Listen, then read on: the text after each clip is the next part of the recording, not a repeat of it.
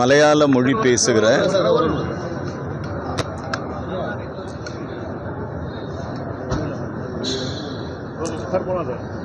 தமிழ்நாட்டில் இருக்கிற மலையாள மொழியை தாய்மொழியாக பேசுகிற என் அன்பிற்கினிய மலையாளத்தினுடைய சகோதர சகோதரிகள் அனைவருக்கும் எங்களுடைய ஓணம் பண்டிகை நல்வாழ்த்துக்களை காங்கிரஸ் பேரியக்கத்தினுடைய அமைச்சர்கள் என் சார்பிலும் மாண்புமிகு சுற்றுலாத்துறையினுடைய அமைச்சர் அவர்களின் சார்பிலும் எங்களுடைய ஓணம் பண்டிகை நல்வாழ்த்துக்களை தெரிவித்துக் கொள்கிறோம்.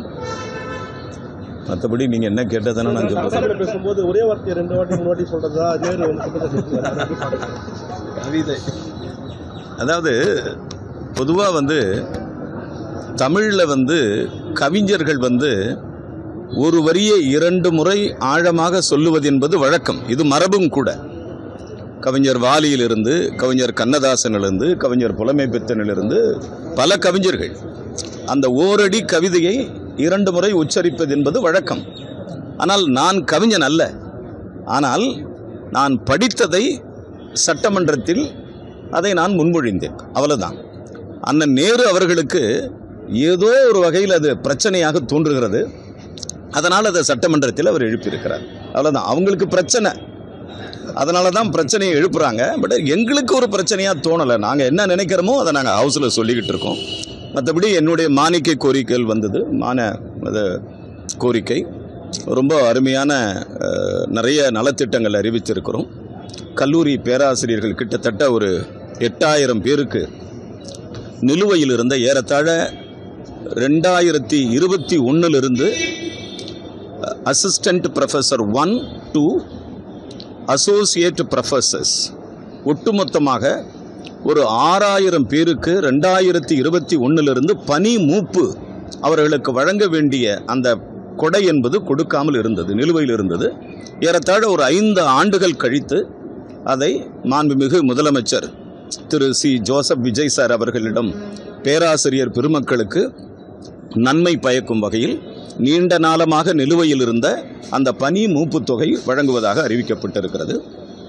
அறிவிக்கப்பட்ட அந்த பணி மூப்பு தொகை செப்டம்பர் மாதம் முதல் வாரத்திலிருந்து பேராசிரியர் பெருமக்களுக்கு கிடைக்கும் என்கிற செய்தியை சட்டமன்றத்தில் தெரிவித்தோம். இன்னொன்று, பாலிடெக்னிக் இன்ஜினியரிங் காலேஜஸ், இது 2 பிரிவினருக்கும் அதே போன்ற பணி மூப்பு தொகை வழங்கப்பட்டிருக்கிறது. 2026-27 ஏறத்தாழ ஒரு 800 பேருக்கும், 2027-28 ஒரு 2000 பேருக்கும், ஏறத்தாழ 2019 அந்த பணி மூப்பு தொகை கொடுக்கப்படாமல் இருந்தது. அதையும் வழங்குவதற்கான ஏற்பாடை செய்திருக்கிறோம்.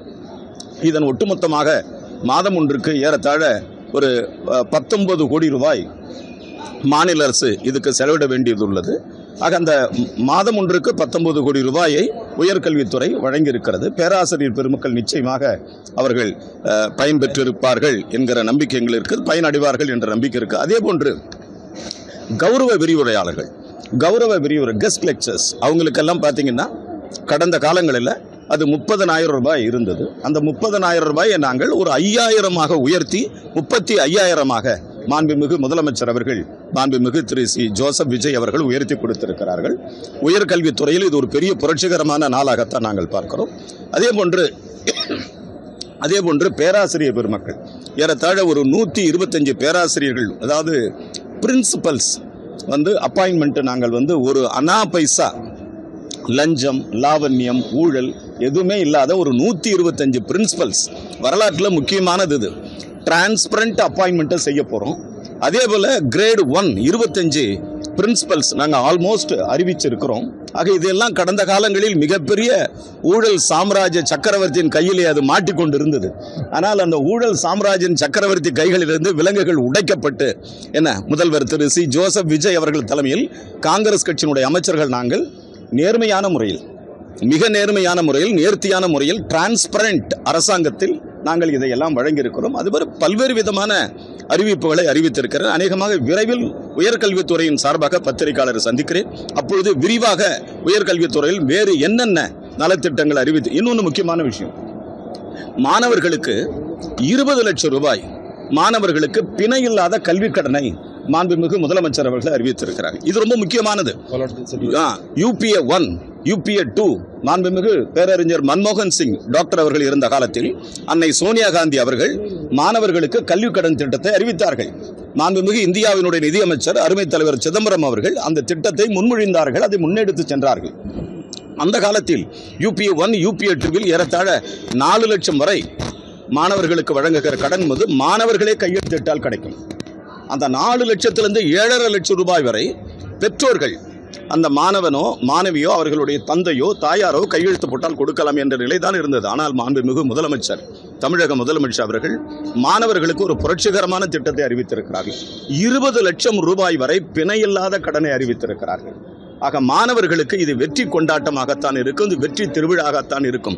ஆனால் காங்கிரஸ் கட்சி காலத்தில் பெருந்தலைவர் காமராஜர் காலத்தை பூண்டு மாணவர்களுக்கு வளர்ச்சி திட்டங்களை நாங்கள் அறிவித்திருக்கிறோம். அது மட்டுமல்ல, 1000 கோடி ரூபாய்க்கு இன்ஃப்ராஸ்ட்ரக்சர்ஸ், கட்டடம் கட்டுவது, வகுப்பறைகள் கட்டுவது, லேபரட்டரி கட்டுவது, கேண்டீன் கட்டுவது, லைப்ரரிகள் கட்டுவது, கல்லூரியினுடைய வளாகத்தில் இருக்கிற சுற்றுச்சுவரை எழுப்புவது, இப்படி பல்வேறு தனமான நிலைகளில் பெருந்தலைவர் காமராஜரின் பெயரால் 1000 கோடி ரூபாய் ஒதுக்கீடு செய்யப்பட்டது. ஆக பல்வேறு திட்டங்களை அறிவித்திருக்கின்ற அரசுக்கு உங்களுடைய பேராதரவை தர வேண்டும் என்று கேட்டு விடைபெற்றுக் கொள்கிறேன்.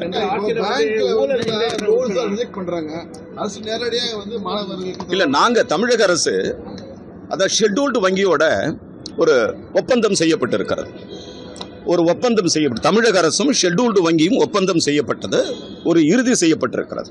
அந்த மாணவர்களுக்கு கல்வி கடன் தாராளமாக வழங்க வேண்டும் என்ற நிலையை உயர்கல்வித்துறையையும் வங்கியினுடைய அதிகாரிகளும் சேர்ந்து ஒரு ஒப்பந்தத்தை செய்திருக்கோம். அதனால் மாணவர்களுக்கு டெஃபினட்டா கிடைக்கும். நீங்க ஒண்ணு பண்ணலாம், ஐ வில் அஷ்யூர் யூ, உங்க மூலமா நான் அறிவிக்கிறேன், தமிழ்நாட்டில் இருக்கிற உயர்கல்வி படிக்கிற மாணவர்களுக்கு கல்வி கடன் கண்டிப்பாக கிடைக்க வேண்டும். அது கிடைப்பதற்கு அமைச்சகம் முழுமூச்சாக முயற்சிகளை எடுக்கும் என்பதை உங்கள் வாயிலாக தெரிவித்துக் கொள்கிறேன்.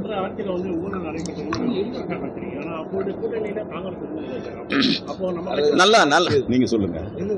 அதாவதுங்க, திமுக ஆட்சி நடந்தது, நாங்க கூட்டணியில கிடையாது. சரி, இப்போ இல்லங்க, மத்திய அரசாங்கத்தில் நாங்கள் கூட்டணியிலே இருந்தோம், மாநில அரசாங்கத்தில் நாங்கள் கூட்டணியில் இல்லை. அவர்கள் எப்படி வச்சிருந்தாங்கன்னா, தேர்தல், அதாவது அந்த தேர்தல் வரை இருந்தா உங்க கூட்டணியே, நானும் தாண்ட மாட்டேன் நீயும் தாண்டக்கூடாது, அப்படி ஒரு வரமுறையை வச்சிருந்தாங்க அவங்க. ஆனா இப்போ எங்க அரசு முழுமையான அரசு. இந்த அரசு காங்கிரஸ் கட்சிக்கு மிகப்பெரிய அங்கீகாரத்தை கொடுத்திருக்கிறது. ஏறத்தாழ 59 ஆண்டுகள் கழித்து இப்படி ஒரு அரசுக்கு வாய்ப்பு வழங்கிய மாண்புமிகு முதலமைச்சர் அவர்களுக்கு திருத்தணியிலிருந்து கன்னியாகுமரி வரை இருக்கிற காங்கிரஸ் இயக்க தோழர்கள் நன்றி கடன் பட்டவர்களாக நாங்கள் இருக்கோம்.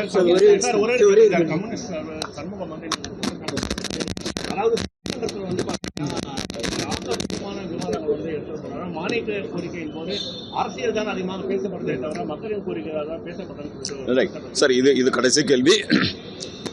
மாண்புமிகு அருமை அண்ணன் சண்முகம் அவர்கள் ஒரு இயக்கத்தினுடைய ஒரு கடுமையான போராளி. அவர் எனக்கு நன்றாக தெரியும், பலகாலமாக எனக்கு தெரியும். அவரை அண்ணன் சண்முகம் அவர்கள் இந்த செஞ்சட்டை இயக்கத்தில், சிகப்பு சட்டை போடுகிற அந்த இயக்கத்தில் மிகப்பெரிய அற்புதமான ஒரு போராளி. அவர் எனக்கு நன்றாக தெரியும். காலங்கள் ஒரு 100 நாளை நானே இப்பதான் நெருங்குறேன். 100 நாளை இப்பதான் நெருங்குறேன். நான் எம்பியா இருந்திருக்கிறேன், அசம்பிளி ப்ரொசீடிங்ஸை நானே கத்துக்கிறேன். அப்ப எனக்கு பின்னால் இருக்கிற இளைஞர்கள் புதுசா வந்திருக்காங்க. 27 வயசு, 29 வயசு, 30 வயசு, 35 வயசு. இந்த அசம்பிளி ப்ரொசீடிங்ஸை படிக்கிறதுக்கு இன்னும் கொஞ்சம் நாளாகும் சார். அதனால 100 நாளை கடந்த பொழுதே அசம்பிளி களை கட்டுது. இன்னும் நாட்கள் ஆக இந்த அசம்பிளி எப்படி களை கட்ட போகுதுன்னு நீங்க பார்க்கத்தான் போறீங்க. நன்றி, வணக்கம்.